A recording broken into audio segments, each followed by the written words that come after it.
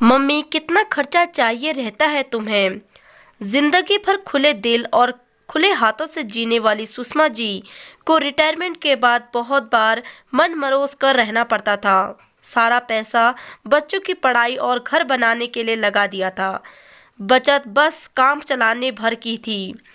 शाम को सुषमा जी जब टहलने के लिए गार्डन पर गई तो उनकी महिला मंडल वाले ग्रुप रामेश्वर जाने का प्रोग्राम बना रहे थे।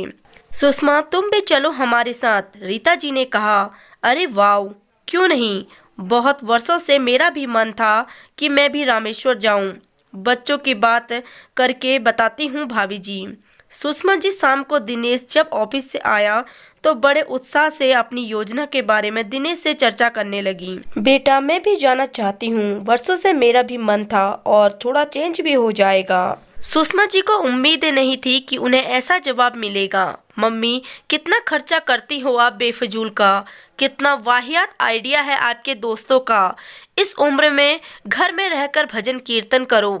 भगवान तो कण कण में व्याप्त हैं, यहाँ वहाँ जाने का क्या मतलब। सुषमा जी समझ नहीं पा रही थी कि दिनेश ने ऐसे कैसे कह दिया। यदि दिनेश आए दिन कुछ न कुछ बहाना करके उनसे पैसे मांगता रहता था। वो जानती भी थी, फिर भी उन्होंने कभी भी कोई रोक टोक नहीं लगाई थी। आज जब दिनेश को लगा कि उसको पैसे देने पड़ेंगे तो वो बिना मतलब के बहाने बनाने लगा था। सुषमा जी को कोई जवाब नहीं दिया और वो वहाँ से चली गई।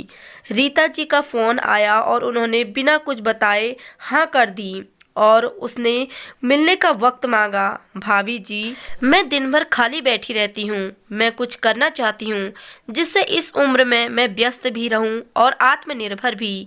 अरे वाह सुषमा, तुमने सही समय पर अपने मन की बात की।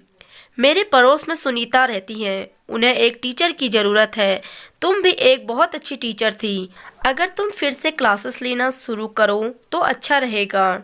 क्यों नहीं भाभी, आप हाँ कर दीजिए, और भी बच्चे हो तो मैं ले लूँगी। अब सुषमा जी को शाम को बच्चों को ट्यूशन पढ़ाने लगी। उन्होंने घर पे नहीं बताया।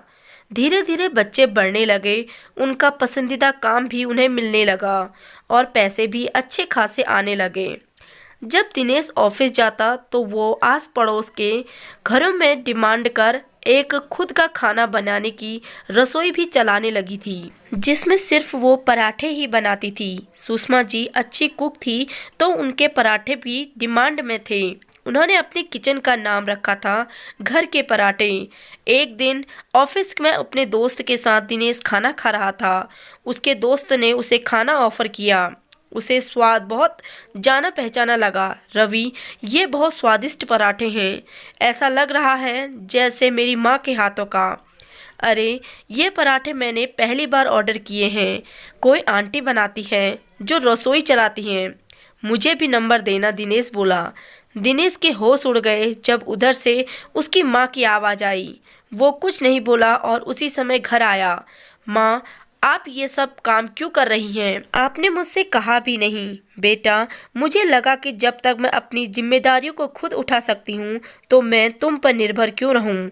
बात बात पर तुम्हारे सामने हाथ फैलाना और अपनी ख्वाहिशों के लिए भीख मांगना मेरे आत्मसम्मान को ठेस पहुंचाने लगा था। मैं आत्मनिर्भर बनकर जिंदगी जीना चाहती हूँ और हाँ, तुम अपने खर्चे स्वयं उठाना और मैं अपने खर्चे। इस पैसे पर मेरा हक है, मेरी कोई भी जवाबदेह नहीं है तुमको। मैं जहाँ भी जाऊंगी तुम्हें बता दूंगी। मेरी ज़िंदगी में हस्तक्षेप नहीं करना और ना ही मैं तुम्हारी ज़िंदगी में करूंगी। दिनेश अवाक सा देखता रह गया। उसके पास न सवाल करने का हक था और न ही जवाब पाने की उम्मीद।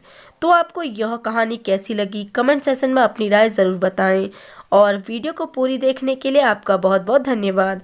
अगर आप चैनल पर नए हैं तो चैनल को सब्सक्राइब ज़रूर कीजिए।